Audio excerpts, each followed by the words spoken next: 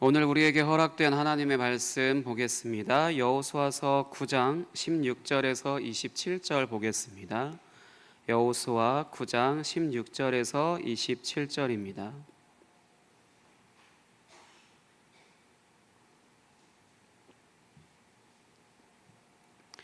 여호수아 9장 16절에서 27절 한 절씩 교독하시고 마지막에는 같이 읽겠습니다. 그들과 조약을 맺은 후 사흘이 지나서야 그들이 이웃에서 자기들 중에 거주하는 자들이라 함을 들으니라.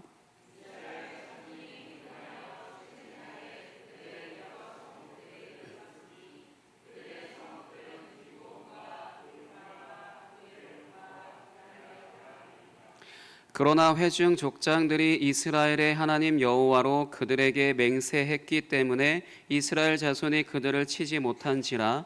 그러므로 회중이 다 족장들을 원망하니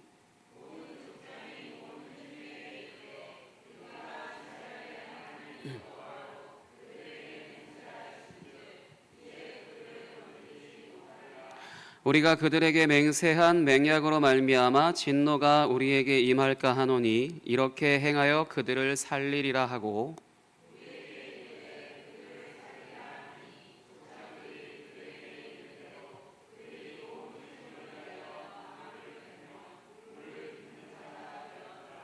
여호수아가 그들을 불러다가 말하여 이르되 너희가 우리 가운데에 거주하면서 어찌하여 심히 먼 곳에서 왔다고 하여 우리를 속였느냐?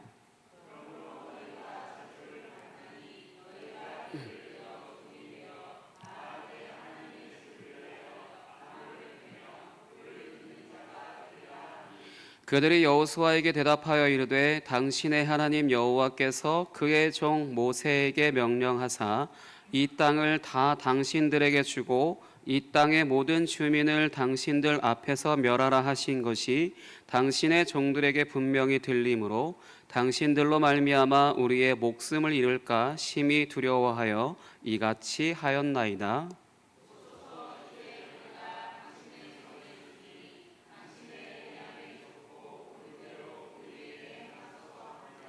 여호수아가 곧 그대로 그들에게 행하여 그들을 이스라엘 자손의 손에서 건져서 죽이지 못하게 하니라. 그날에 여호수아가 그들을 여호와께서 택하신 곳에서 회중을 위하며 여호와의 제단을 위하여 나무를 패며 물을 깃는 자들로 삼았더니 오늘까지 이르니라. 아멘. 이 본문을 가지고 여호수아 연속 설교 17번째 이스라엘을 위한 자들이라는 제목으로 말씀을 전하도록 하겠습니다.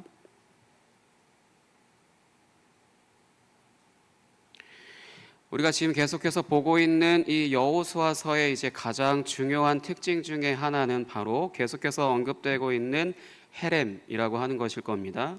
이 헤렘을 이제 진멸이라는 단어로 이해하고 그리고 문자 그대로 모든 생명을 다 죽이는 것으로 이해한 역사적인 사건 중에 소위 거룩한 전쟁으로 불리는 사건들이 있습니다. 십자군 전쟁이라고 하는 거 이제 다들 들어보셨을 텐데 이 십자군 전쟁이 바로 그 대표적인 케이스라고 할 수 있습니다. 기독교와 이슬람의 이제 종교 전쟁이라고 할 수 있는데요. 이 전쟁의 원인은 이제 이슬람이 기독교의 영토라고 할 수 있는 나라들을 무력으로 이제 정복한 것 때문이라고 이제 알려져 있고요. 하지만 이 전쟁을 선포한 것은 이슬람이 아니라 기독교입니다. 데우스 불트라고 하는 이제 라틴어인데요. 데우스 불트라고 해서 하나님이 그것을 원하신다. 하나님이 이 전쟁을 원하신다라고 이렇게 선전포고하고 이제 시작된 전쟁입니다. 누가 시작했다고요? 이슬람? 아니요. 기독교입니다. 어찌 보면 피해자였던 이제 기독교 입장에서는 먼저 이슬람이 우리를 쳐왔기 때문에 우리를 쳤기 때문에 우리도 역시 이제 배로 갚아줘야지. 뭐 이런 식으로 합당한 반응처럼 보이지만 결국 교회가 무력으로 자신의 영토를 이제 점령한 이슬람과 별로 다를 것이 없어요라고 이런 메시지를 온 천하에 선포한 것이나 다름이 없는 부끄러운 역사로 남게 되었습니다. 어찌 되었든 헤렘이라고 하는 것이 단순히 이제 가나안이라고 하는 이방을 이스라엘이 침공하여서 그 땅을 이제 그들을 진멸하여서 그 땅을 차지하기 위한 것은 아니라라는 겁니다. 헤렘이라고 하는 것은 이제 번제물을 바치는 것과 같이 하나님께 온전히 이제 바치는 것을 의미하는 것입니다. 그래서 이때 불로 태워지는 것은 사람이 탄다 뭐 이런 식으로 잔인한 이런 표현이 아니고 가나안 민족의 문화 또는 사상, 생활 방식, 법, 종교 등과 같은 것들을 이제 의미하는 것으로 이러한 것은 가나안 땅에서 살아가는 사람들의 무엇을 의미하냐면 정체성을 의미하는 것입니다. 그러니까 정체성을 상징하는 것인데 이제 여기에 해당하는 사람들이나 건물 또는 물건과 같은 것들을 이제 죽이고 태우는 것입니다. 그리고 이제 남은 것들은 이제 거룩하게 구별되었기 때문에 사람이라고 한다라면은 이제 이스라엘 사람으로, 그리고 땅이라고 한다면 이제 이스라엘 땅이 되는 것입니다. 즉 헤렘이라고 하는 것은 이제 하나님의 언약 백성이라고 하는 정체성 그 안에 속하게 만드는 일이라고 할 수 있습니다. 어떤 사람들을 다 죽여버린 것이 아니라 한번 생각을 해보세요.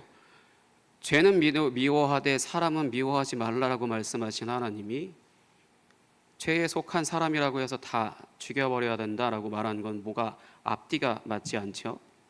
하지만 이제 정체성이라고 하는 것, 이제 하나님의 언약 백성이라고 하는 것에 있어서 그 정체성이라고 하는 것을 막는다든지 그것에 있어 방해가 되는 것들은 당연히 이제 제거가 되어야 되는데 거기에 속해 있는 사람들은 이제 진멸이 되어지는 것이고 그렇게 죽임을 당하는 것이라고 할 수 있습니다. 그래서 다시 한번 말씀드리지만 헤렘이라고 하는 것은 하나님의 언약 백성이라고 하는 그 정체성 안에 속하게 만드는 그 일이라고 할 수 있습니다. 그래서 그 첫 번째로 이제 여리고성을 이제 헤렘하죠. 여리고성을 헤렘하여서 그 땅과 그 안에 속한 것들을 여호와께 바쳤고, 그리고 그 다음으로는 아이성을 이제 헤렘하였고요.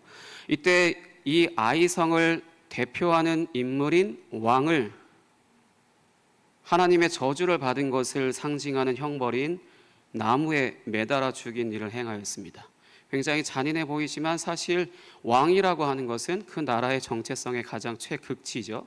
그러니 당연히 대표로, 물론 그 외 많은 사람들도 이미 죽었겠지만 대표로 왕이라고 하는 사람, 그 나라의 정체성을 확고히 갖고 있는 그 사람을 하나님의 저주를 받은 자다라는 표현으로 이제 형벌을 내린 것은 이제 타당한 것이라고 할 수 있습니다.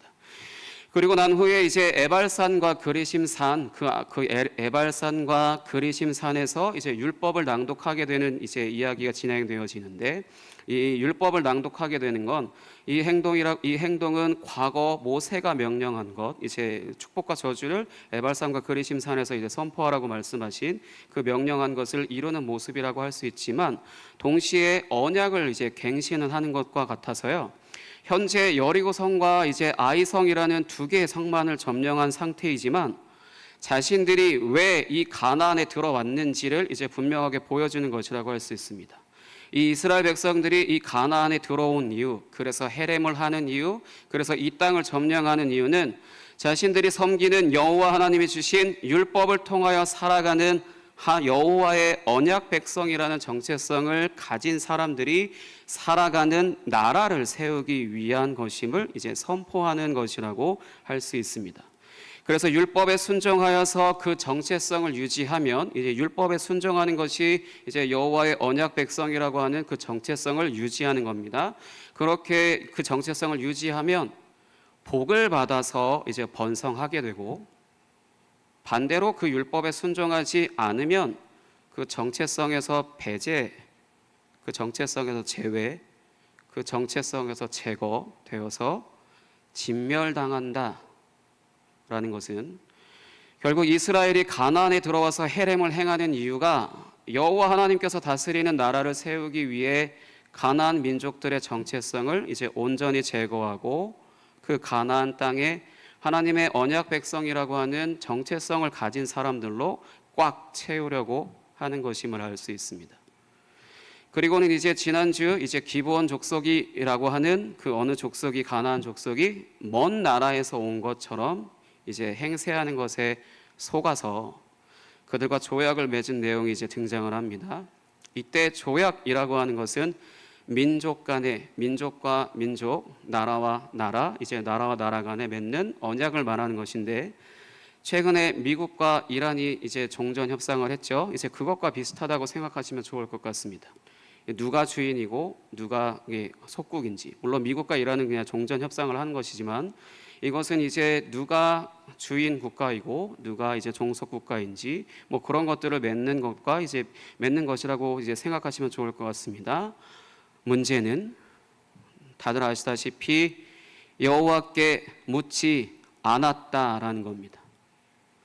아간이라는 사람의 죄 때문에 이스라엘이 얼마나 이제 고통 가운데 있었는지, 얼마나 여호와 하나님의 그 맹렬한 진노를 받았는지 벌써 잊어버렸나 봐요.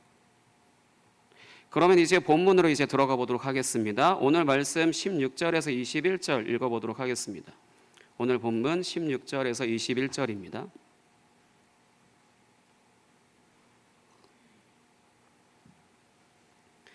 같이 읽겠습니다. 시작.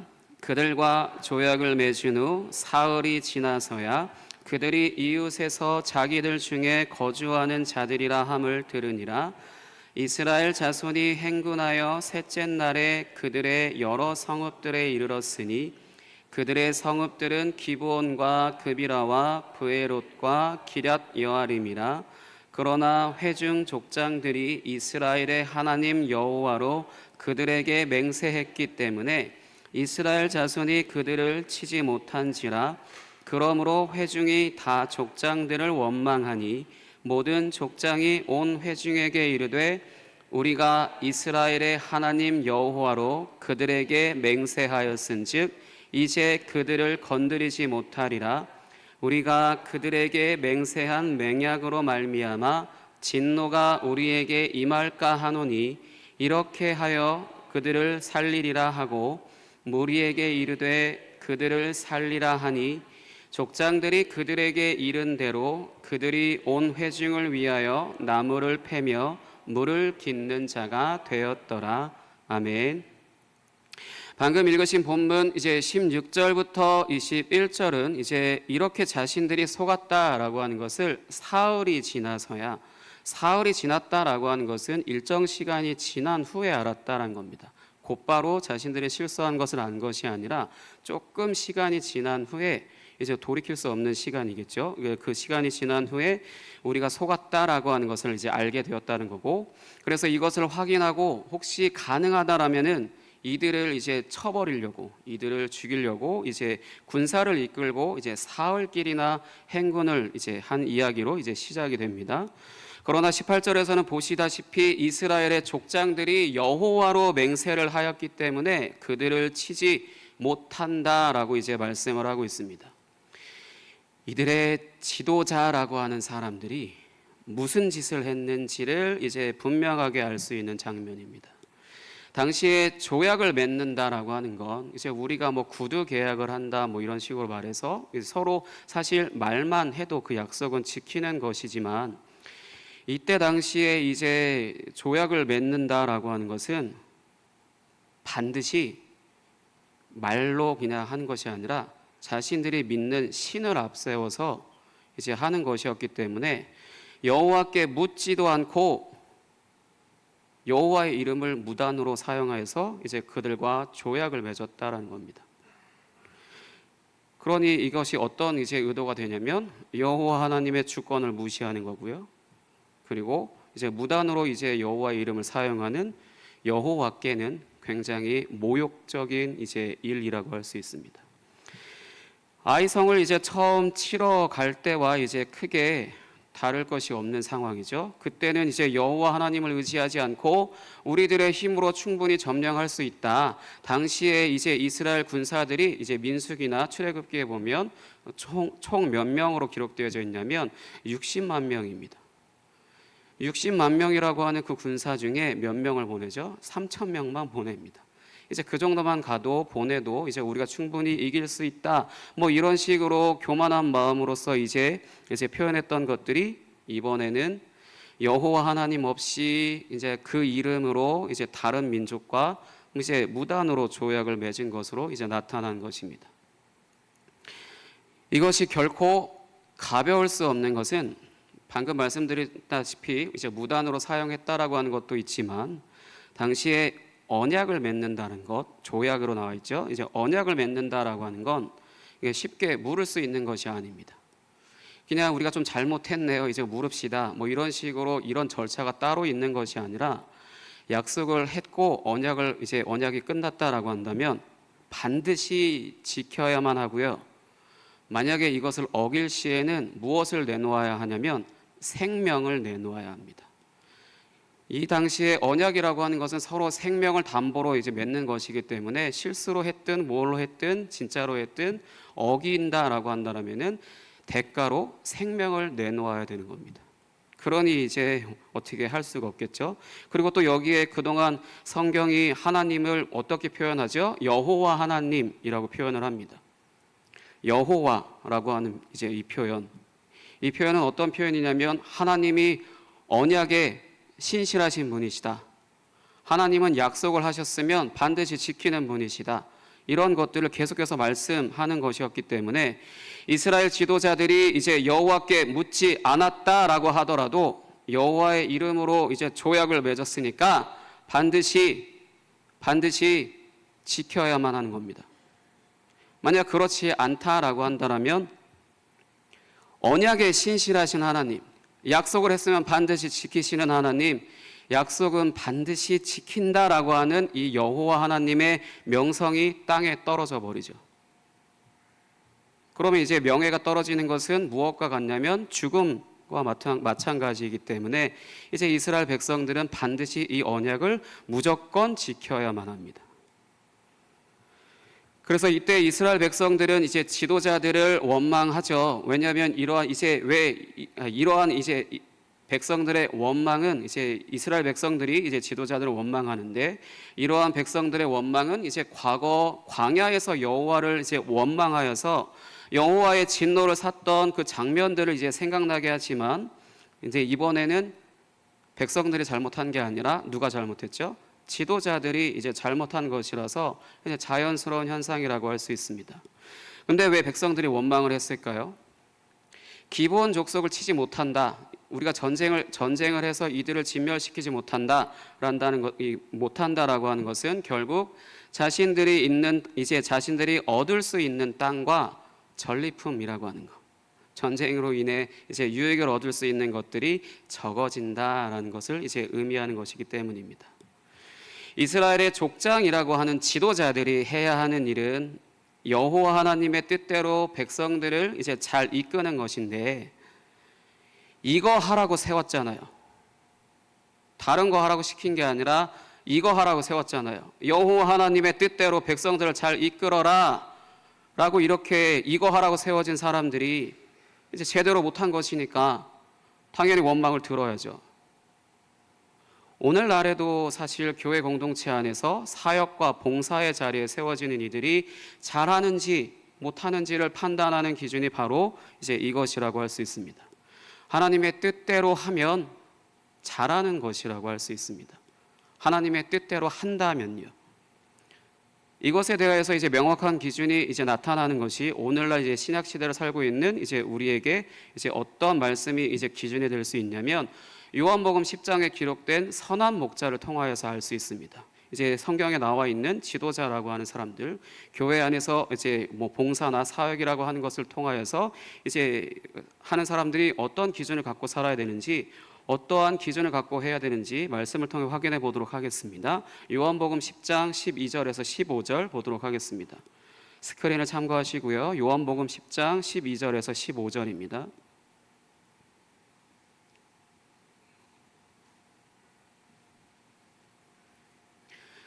요한복음 10장 12절에서 15절 같이 한 목소리로 읽겠습니다. 시작. 삭구는 목자가 아니요 양도 제 양이 아니라 이리가 오는 것을 보면 양을 버리고 달아나나니, 이리가 양을 물어가고 또 해치느니라. 달아나는 것은 그가 삭구인 까닭에 양을 돌보지 아니함이나, 나는 선한 목자라 나는 내 양을 알고 양도 나를 아는 것이, 아버지께서 나를 아시고 내가 아버지를 아는 것 같으니 나는 양을 위하여 목숨을 버리노라. 아멘. 사꾼이라고 하는 것은 이제 그 주인이 일에 대한 삭을 주기로 하고 이제 계약된 고용된 사람을 말하는 것입니다. 이 사람들은 이제 어느 정도 하면 되냐면 자신들이 받기로 약속되어 있는 이제 그만큼만 이제 일하면 되는 사람들입니다. 100만 원이라고 한다 하면, 아니면 정해진 시간, 뭐 시급 얼마, 뭐 이런 식으로 이제 정해진 일만 하면 되는 사람들입니다. 문제될 것이 없죠. 근데 주어진 일만 이제 잘하면 되니까요. 별 문제 없이 이제 그 주어진 일을 잘 수행하면 되는 것입니다. 하지만 문제는 이제 자신이 맡은 양에게 위험이 이제 발생하게 되죠. 이제 이리가 와서 이제 물어가려고 하고 죽이려고 한다라면은 자신이 받을 삭보다 뭐가 더 귀할까요? 자신의 생명이 더 귀합니다.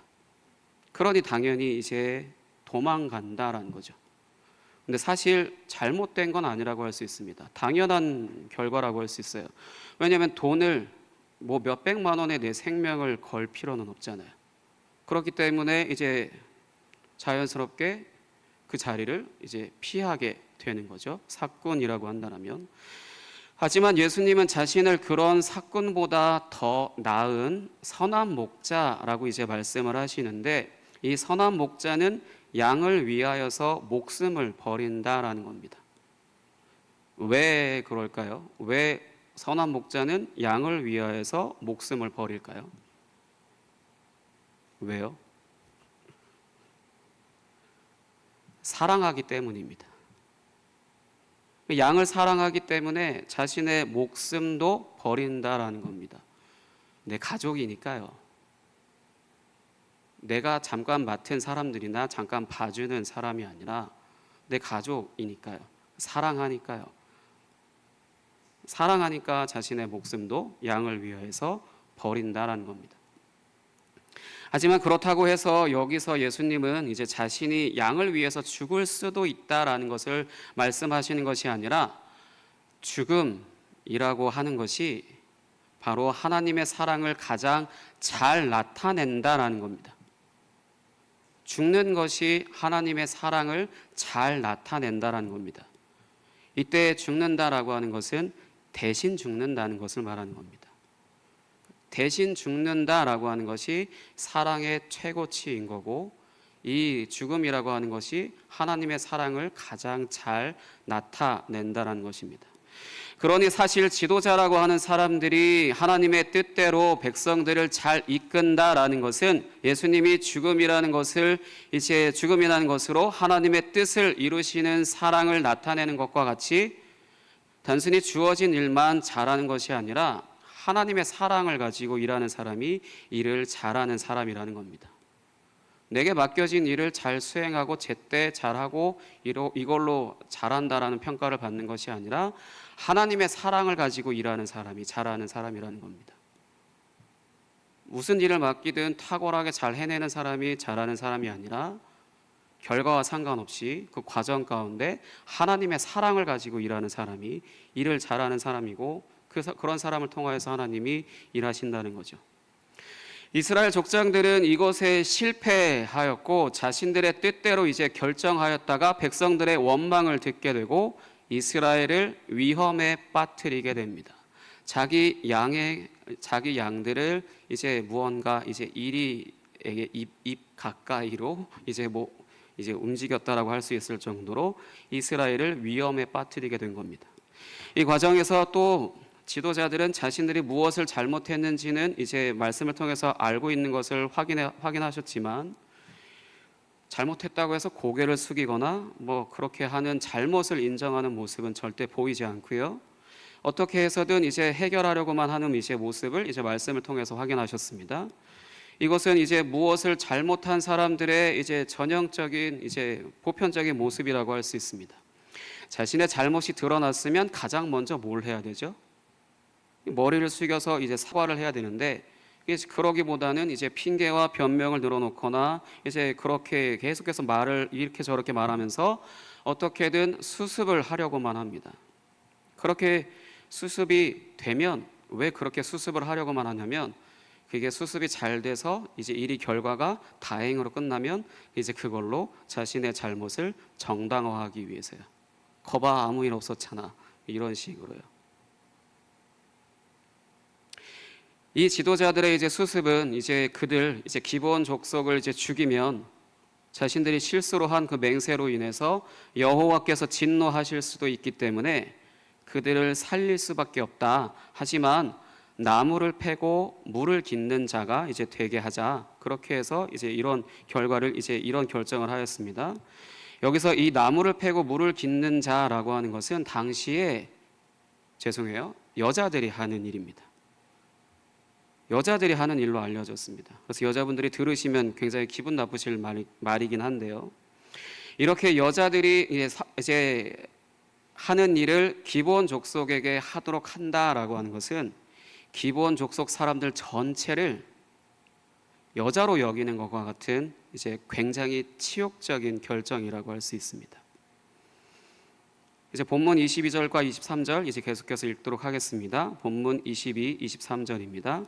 같이 읽겠습니다. 시작. 여호수아가 그들을 불러다가 말하여 이르되 너희가 우리 가운데에 거주하면서 어찌하여 심히 먼 곳에서 왔다고 하여 우리를 속였느냐. 그러므로 너희가 저주를 받나니 너희가 대를 이어 종이 되어 다 내 하나님의 집을 위하여 나무를 패며 물을 깃는 자가 되리라 하니. 아멘. 이제 여호수아가 이제 등장을 합니다. 여호수아가 이제 등장을 하여서 자신들을 속인 것을 이제 책망을 하죠. 그리고 기브온 족속을 저주합니다. 그래서 앞서 족장들이 이제 내린 판결 그거를 이제 확정합니다. 나무를 패며 물을 깃는 자가 되라. 이렇게 이제 확정을 합니다. 그리고 구체적으로 기브온 족속이 이 나무를 패며 물을 깃는 그 위치를 이제 지정을 해주는데 하나님의 집임을 이제 명시를 해줍니다. 이때는 아직 특정 장소에 이제 고정적인 성전이 완공되지 않은 상황이라서 아마 성막을 비롯한 이제 여호와께 이제 제사를 드리는 여호와의 제단을 말한다고 할 수 있고요. 기브온 족속의 땅에 있는 산당도 이제 여기에 포함된다고 할 수 있습니다. 놀랍게도 이 기브온 산당에서 나중에 이제 이미 열왕기상 말씀을 통해서 들으셨겠지만요, 솔로몬이 1000번제를 이제 이곳에서 드립니다. 말씀을 통해 확인해 보도록 하겠습니다. 열왕기상 3장 4절입니다. 열왕기상 3장 4절 같이 읽겠습니다. 시작. 이에 왕이 제사하러 기브온으로 가니 거기는 산당이 큼이라 솔로몬이 그 제단에 1000번제를 드렸더니. 아멘.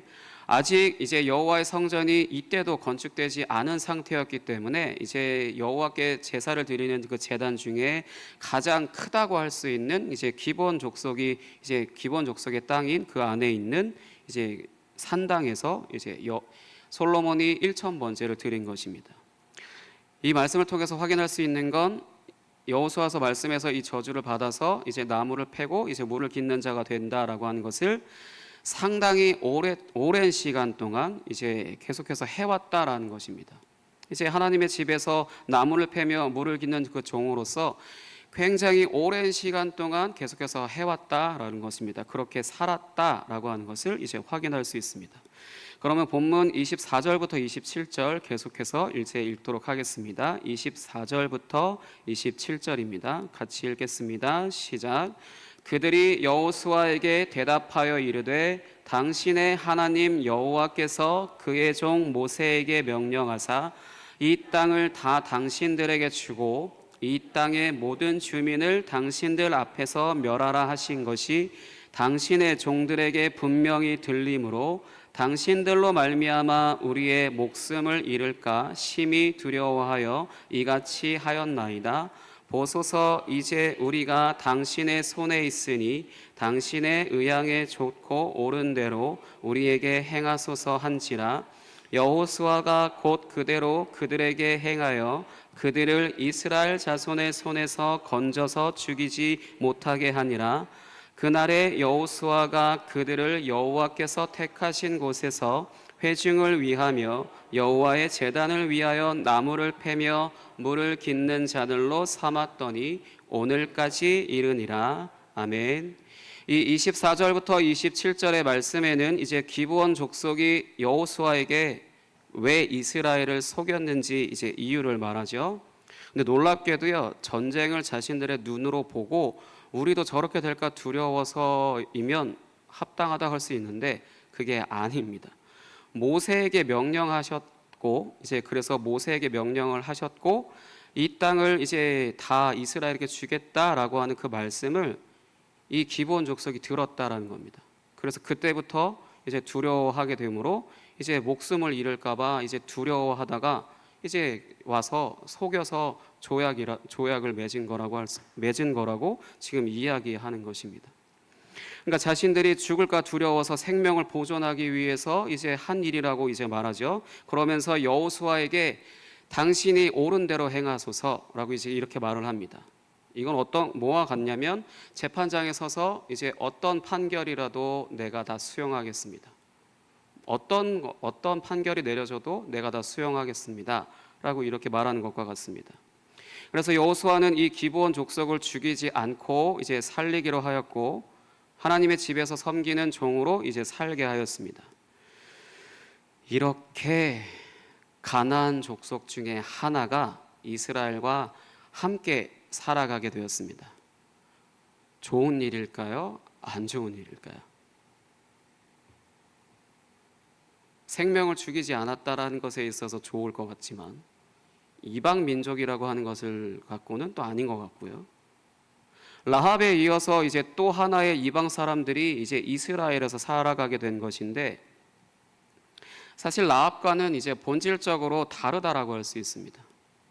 라합은 이방 여자였죠. 심지어 창기였습니다. 천하다라고 하는 거에 있어서는 가장 최고 아래에 있을 정도로 이제 그러한 여인이었지만 정탐꾼들에게 이제 베푼 친절, 은혜, 베푼 친절로 인해서 정탐꾼들이 자신들의 생명을 담보로 해서 이제 너를 살려주겠다라고 이렇게 약속을 하죠.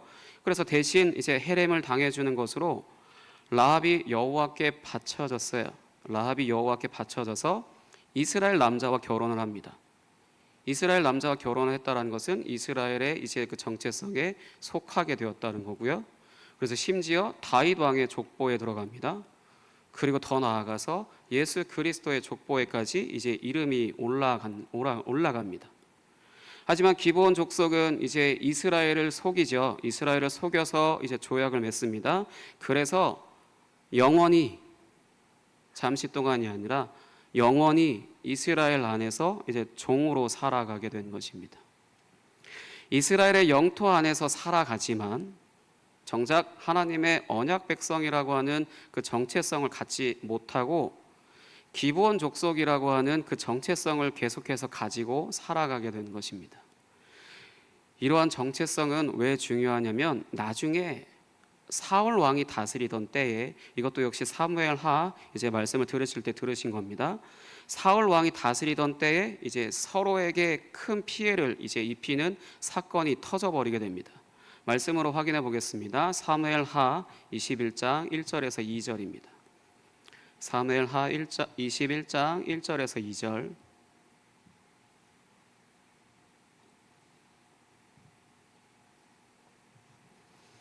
사무엘하 21장 1절에서 2절 같이 읽겠습니다. 시작. 다윗의 시대에 해를 거듭하여 3년 기근이 있으므로 다윗이 여호와 앞에 간구하매 여호와께서 이르시되 이는 사울과 피를 흘린 그의 집으로 말미암음이니 그가 기브온 사람을 죽였음이니라 하시니라.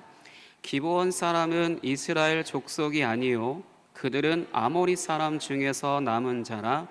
이스라엘 족속들이 전에 그들에게 맹세하였거늘 사울이 이스라엘과 유다 족속을 위하여 열심히 있으므로 그들을 죽이고자 하였더라. 이에 왕이 기브온 사람을 불러 그들에게 물으니라. 아멘. 그 이후에 이제 이 사건에 대해서 어떻게 해결하는지에 대해서 자세히 쓰여져 있습니다. 1, 2절만 이제 읽은 건데요. 사울 왕이 이제 이방 사람들 여전히 이방 사람들로 불려지는 이 기브온 족속을 멸하려고 이제 하였습니다. 왜냐하면은 이제 유다와 이스라엘에 열심이 있었다라고 하는 것은 자신이 왕으로서 이스라엘을 위한 어떤 공을 세우기 위한 그런 일을 하려고 했다는 거죠. 그러니 이제 이스라엘 한복판 안에 있는 이방 족속을 이제 멸하려고 했던 것이죠. 하지만 이 일로 인해서 여호와께서 진노하셨습니다. 여호와께서 진노하셔서 이스라엘에 3년이라고 하는 시간 동안 기근이 발생을 하였습니다. 요즘 비가 잘 안 오죠. 이게 3년 간 겁니다. 거의 이때는 이제 농사를 해서 먹고 살아가는 그런 시대였는데 3년 동안 기근이라고 하는 건 거의 사람들이 이제 계속해서 굶어 죽게 되는 그런 일들이 발생한다는 건데 사울 왕 때문에 벌어진 일입니다. 그래서 앞서 말씀드린 대로 여호와의 이름으로 언약을 맺은 것이기 때문에 언약에 신실하신 여호와 하나님께서 이 언약을 어긴 이스라엘에 이제 진노하셨고, 이 일을 해결하기 위해서 다윗은 이제 기브온 사람들에게 묻죠. 그래서 기브온 사람들은 이제 그들을 죽여달라라는 것으로 이제 사울 집안의 7사람을 이제 목매달아 죽이게 하는 그런 방식으로 이제 문제를 해결하게 됩니다. 앞서 말씀드린 대로 언약은 반드시 이제 생명을 담보로 하는 것이기 때문에 어긴 쪽에서 이제 생명을 내주어야 합니다. 그러니까 이렇게 이스라엘 지도자들의 무지하고 교만한 결정으로 인해서 이스라엘 안에 골칫거리가 하나 이제 만들어진 겁니다. 사실 잘못한 것에 대해서 바로 징계를 받으면 한 대 맞고 심한 고통을 받고 끝나면 좋은데, 이 잘못은 이스라엘 백성들에게 있어서 영원히 같이 이제 살아가게 되는, 영원히 그 고통이 영원히 있는 이제 그런 일들로 남아 있는 것이죠. 이게 어떤 작용을 하냐면 여호와 하나님께서 주시기로 약속하신 그 가나안 땅에 다 점령하면 이스라엘 땅이잖아요. 이스라엘이 어찌할 수 없는 땅이 발생한 겁니다. 베냐민 지파에게 이 기브온 족속이 사는 땅이 주어지는 걸로 알고 있는데, 그럼에도 불구하고 여긴 기브온 족속의 땅이지 이스라엘 백성의 땅이 아닌 것과 같습니다. 그러니까 하나님께서 다 주시기로 약속하신 그 가나안 땅 안에 오늘날로 치면 부천시를 전부 다 이제 어떤 색깔로 다 물들일 수 있는데, 거기 한복판에 가장 좋은 곳에 이제 다른 색깔이 들어가 있고, 절대 거기는 이제 치외법권과 같이 이제 그런 곳으로 남아 있는 것이죠. 그런 땅이 이제 생겨 버렸고, 여호와의 언약 백성으로 가득 차야 하는 곳에 이제 가나안 족속 하나가 이제 남아 있게 되었습니다.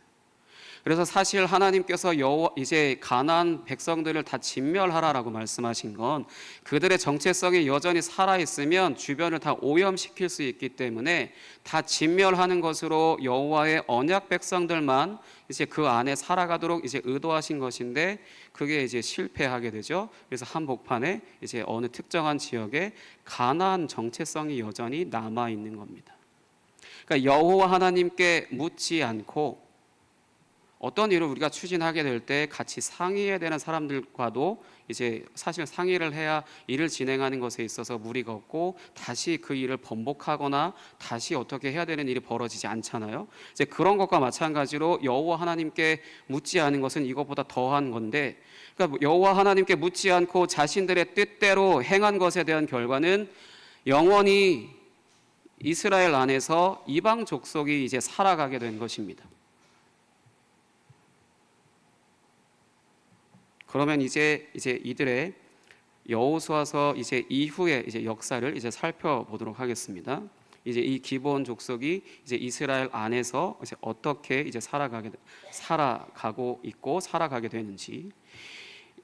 방금 말씀드린 대로 솔로몬 시대까지 그 말씀으로 확인하셨죠. 기브온 족속이라고 불리면서 이제 어느 한 곳을 이제 기브온 족속이 차지하고 있는 것. 오늘날 우리로 치면 그곳이 내 땅이고 내가 하나님께 받을 복인데, 그것을 내가 눈으로 보는 그림의 떡과 같은 이제 그런 것으로 되어 있다고 할 수 있고, 또 한편으로 기브온 족속들은 이제 이스라엘 한복판 안에서 이제 기본 자신들의 정체성을 계속해서 갖고 이제 살아가는 것으로 이제 확인되어지는데, 이제 이후에는 이제 기본 족속이 어떻게 되어지는지 역대상 9장 1절에서 2절로 확인해 보도록 하겠습니다. 역대상 9장 1절에서 2절입니다.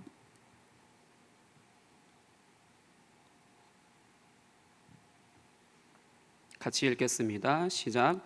온 이스라엘이 그 계보대로 계수되어 그들은 이스라엘 왕조실록에 기록되니라. 유다가 범죄함으로 말미암아 바벨론으로 사로잡혀 갔더니 그들의 땅 안에 있는 성읍에 처음으로 거주한 이스라엘 사람들은 제사장들과 레위 사람들과 느디님 사람들이라. 아멘.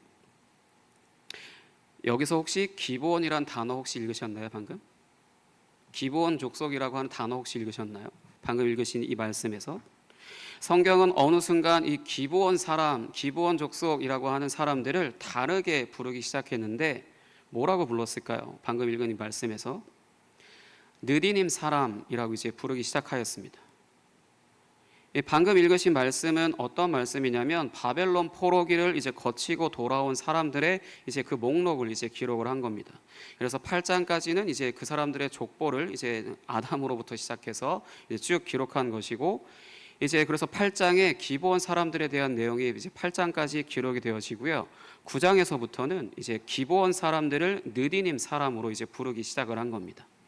왜냐하면 이제 9장에서부터는 이제 포로기를 지나고 다시 귀환한 사람들의 목록을 쓰는 것이기 때문에 그 전까지는 이제 기본 사람으로 기록되어 있다 하더라도 바벨론 포로기를 지난 이후부터는 느디님 사람이라고 이제 불려지기 시작했다는 겁니다. 이것이 의미하는 건 뭐냐면 이들의 원래 정체성이라고 할 수 있는 기본 족속 이방 사람이라고 하는 정체성도 없어졌고요. 성전에서 일하는 사람들이라는 것만 이제 남았다라는 겁니다. 그래서 이들은 에스라와 느헤미야서에서는 또 어떻게 기록되어져 있냐면 포로기 이후에 예루살렘 성전을 재건하는 일에도 이제 이들이 참여하는 것으로 이제 기록이 되어지는데, 그래서 이제 이들의 정체성이 비로소 하나님의 언약 백성 그 안으로 이제 들어가게 된 것을 의미하는 것입니다. 그동안 이방 족속으로서 이스라엘의 종으로 영원히 계속해서 살아갈 것만 같고 계속해서 그렇게 살던 이제 기브온 족속이 이 시점을 이제 기점으로 해서 하나님의 언약 백성 그 언약 백성이라고 하는 그 정체성 안에 들어가게 됐다는 겁니다. 이것이 어떻게 가능했냐? 가나안 땅을 정복한 이제 이스라엘이 또 시간이 흘러서 타락하죠. 하나님이 먹여주고 입혀주고 재워주고 가르쳐주니까, 그래서 사람을 좀 만들어 놓으니까 머리 검은 짐승은 거두지 말라라고 하는 것처럼 이제 또 배신을 한 거죠. 타락을 한 거죠. 그래서 이제 북이스라엘과 남유다로 정체성이 갈라지고요. 북이스라엘은 아수르에 의해서 이제 멸망을 하고 그 다음에 북이스라엘이 아니라 사마리아 사람이라는 이제 정체성을 갖게 되고요. 남유다는 이제 바벨론으로 끌려갔다가 다시 돌아오게 되면서 이제 하나님의 언약 백성이라고 하는 그 정체성이 와해되었다가 다시 새로워진 것이나 다름이 없기 때문에 그동안 하나님의 집에서 이제 종으로 섬기던 그 기본 족속 역시 그 정체성도 이제 사라지게 되고 하나님의 언약 백성 안으로 이제 들어가게 된 것입니다. 같이 포로기를 이제 겪고 돌아왔으니까요. 그러니까 여호수아서 식으로 표현하면 유다, 남유다가 헤렘을 당하여서 이제 포로기를 거치게 되고, 이제 그러니까 언약 정체성에서 벗어났으니까 남유다가 이제 헤렘을 당하여서 포로기를 이제 거치게 되고, 살아남은 자들은 이제 여호와께 바쳐지게 되는 것으로 여호와께 이제 속한 자들이 된 것입니다. 그래서 이때 이방 사람이었던 외국인이었던 이제 손님이나 아니면 종밖에 되어지지 않던 그 기본 족속은 더 이상 이방일 수 없게 된 것입니다.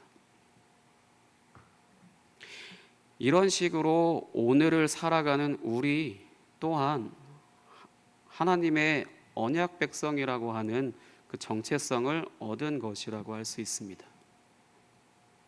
하나님은 이제 바벨론 포로기를 거치고 돌아온 이들을 이제 통해서 다시 이스라엘을 세웠지만 또 머리 검은 짐승은 거두지도 말라라고 하는 것처럼 먹여주고 입혀주고 재워주고 가르쳐줘서 이제 사람 만들어 놨더니 또 이제 딴짓거리나 하고 있고, 이제 그런 이들을 이제 또 동일한 패턴으로 또 다시 이제 해렘을 하시게 되고, 타락하게 되니까 해렘을 하시게 되고, 예수 그리스도를 이제 십자가에 매달아서 이제 죽게 하죠, 그들이. 하지만 사실은 기브온 족속을 죽인 사울 왕의 이제 자손을 매달아 죽인 것과 같은 언약을 어긴 대가를 이제 치른 것이라고 할 수 있습니다. 놀랍게도 하나님께서 대신 대가를 치르신 것이라고 할 수 있습니다. 언약을 맺고 그 언약이 깨졌으면 사실 그냥 죽이고 끝나면 되는 것인데, 그걸 굳이 하나님 편에서 다시 그 대가를 지불하시는 것으로 그 언약을 계속해서 새롭게 하시고 또 새롭게 하시고 그렇게 이제 이어가시는 건데, 그 와중에 하나님의 언약 백성이라고 하는 것을 이스라엘이라고 하는 이제 그 민족으로 두시던 것을, 나라로 두시던 것을 온 열방으로 넓히신 사건이 바로 이제 예수님의 십자가 사건이라고 할 수 있습니다. 이 죽음으로 인해서 하나님은 자신의 백성들을 이제 아까 뭐라고 그랬죠? 죽음이 뭐라고 말씀드렸죠? 죽음이라고 하는 것을 통해서 하나님은 자신의 백성들을 사랑하신다, 이게 최고치로 이렇게 사랑하신다라는 것을 나타내시고, 자신의 아들이 사람들을 대신하여서 해렘을 당하게 하셔서 온 인류와 온 땅이 하나님께 이제 번제물로 바쳐지게 하고, 그리고 이제 그들에게 성령이라는 선물을 주셔서 하나님의 언약 백성이라고 하는 정체성을 옷 입게 하시는 겁니다. 갈라디아서 3장 26절과 27절로 확인해 보도록 하겠습니다. 갈라디아서 3장 26절에서 27절입니다. 갈라디아서 3장 26절에서 27절 같이 읽겠습니다. 시작. 너희가 다 믿음으로 말미암아 그리스도 예수 안에서 하나님의 아들이 되었으니 누구든지 그리스도와 합하기 위하여 세례를 받은 자는 그리스도로 옷 입었느니라. 아멘. 기브온 족속, 이제 기브온 족속으로 다시 돌아가서 이제 이 기브온 족속의 이제 이 성경 안에서의 역사를 다시 살펴보면, 여호와 하나님과 이제 이스라엘을 두려워하여서 이스라엘을 속이고 이제 조약을 맺을 수밖에 없었죠, 자신들이 살기 위해서는. 그래서 이것으로 인해 이제 영원히 이스라엘의 신인 여호와 하나님의 집에서 이제 종으로 살아가고 이제 비천한 몸으로 살아가지만, 그 일을 오래도록 감당하면서, 사실 그때 반역하고 그렇게 하면서 이제 반역을 꾀할 수도 있는데, 그렇게 하지 않고 자신들의 처지를 이제 잘 수긍하고 오래도록 그 일을 감당하면서 이미 여호와의 율법을 따라 사는 삶에 스며들어 있었다라고 할 수 있습니다. 그래서 이제 이스라엘과 같이 이제 남유다죠. 남유다와 함께 그 포로기까지 같이 거치게 되고, 이제 돌아와서는 성전을 재건하는 일에 이제 동참하여서 비로소 진정한 하나님의 언약 백성이 되었다고 할 수 있는데, 우리도 살면서 이제 어느 때고, 사실 교회를 어려서부터 다녔다 하더라도요, 우리가 살면서 어느 때고 이제 예수님을 나의 주님으로 고백하고 이제 신실하게 그분을 예배하는 삶을 살아가고 있다면, 그 고백과 이제 삶이 내가 그동안 이제 기브온 족속이 자신들의 땅에서 우상을 섬기는 그 삶을 산 것과 같이 하나님이 아닌 다른 신들을 섬기는 신전과도 같이 이제 지어졌던 내가 어느 날 포로기를 거치는 것처럼 허물어지고요, 하나님이 거하시는 성전으로 이제 새롭게 지어지는 것과 같은 그런 과정을 통하여서 진정한 그리스도인이 이제 되는 일을 경험하게 됩니다. 우리가 하나님의 언약 백성이 되어지는 과정은 기브온 족속이 거친 과정과 이제 동일하다라고 할 수 있습니다. 갑자기 어느 날 하늘로부터 뚝 떨어지는 것이 아니라, 내가 계속해서 이제 어떤 이유를 통하여서든 교회로 이제 나오게 되어서 예배라고 하는 것을 드리기 시작하면서 말씀을 듣고 찬양을 하고 기도하고 그냥 예배하는 삶을 살다 보니, 내가 이제 예수님을 나의 인격적으로 맞이하고 나의 주님으로 고백하기 전까지 살았던 그 삶이 나라고 하는 사람을 이제 이방 신들이 이제 가득한 귀신들이 가득한 그런 신전과도 같은 나로 이제 만들어져 있었는데, 그것이 어느 날 이제 허물어지는 거죠. 그것이 이제 어느 날 허물어지는 사건이 벌어지게 되고, 그 허물어지고 난 후에 이제 하나님의 성전으로, 하나님의 집으로 지어지는 그런 일들이 이제 나에게 시작되기 시작하면서, 그제서 비로소 내가 이제 하나님의 자녀로서, 이제 그리스도인으로서 그 정체성이 이제 나에게 임했다라고 할 수 있습니다. 그 정체성으로 내가 거듭났다라고 할 수 있습니다. 이 기브온 족속의 이야기는 단순히 이방 족속이 이스라엘과 함께 살게 되었다라고 하는 것으로 끝나는 것이 아니라, 성경 전체적으로 라합이라고 하는 사람을 통하여서 이제 이방 사람이 어떻게 이스라엘 사람이 되어졌는지를 이제 이야기했잖아요. 근데 굳이 또 이제 어떤 민족이 또 등장을 하게 되어서 반복하는 이야기가 아니고, 기브온 족속이라고 하는 이방 족속의 그 정체성을 가진 이들이 어떻게 하나님의 백성으로서 정체성을 갖게 되었는지, 이제 그런 것들을 통하여서 실제로 이방 사람이라고 할 수 있는 우리가 하나님이 이제 우리를 어떻게 자신의 백성으로, 자신의 자녀로, 그리스도인으로 만들어 가시는지, 그런 것들을 이제 간략하게나마 이제 말씀하고 있다고 할 수 있습니다.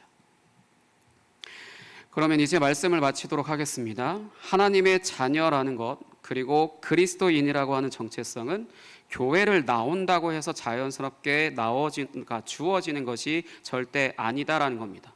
모태신앙이라고 해서 태어날 때부터 이제 교회 나왔다 해서 이제 하나님의 자녀고 이제 그리스도인이라고 하는 정체성이 이미 이제 갖고 태어났다라고 하는 것도 아니라고 할 수 있습니다. 하나님이 아닌 다른 것들을 섬기며 살던 그 시절에, 우상 숭배하던 그 시절에, 나 자신을 믿고 살던 시절에, 하나님의 뜻보다 나를 더 이제 믿었던 그 시절에, 하나님의 사랑이 아니라 하나님의 힘을 의지했던 그 시절에 살던 그 시절에 세워진 내 안에 있는 신전이 무너져 내리고, 예수님이 구주이심을 믿고 이제 선물로 받은 성령을 통하여서 하나님이 거하시는 집으로 이제 살아가야 이제 그 정체성이 나에게 주어지는 것이라고 할 수 있습니다. 이러한 은혜가 저와 여러분에게 있어서 우리 모두 하나님께 속한 사람들로 함께 하나의 성전으로 잘 지어져 가길 예수 그리스도의 이름으로 축복합니다. 이 시간 함께 같이 찬양하고 기도하겠습니다.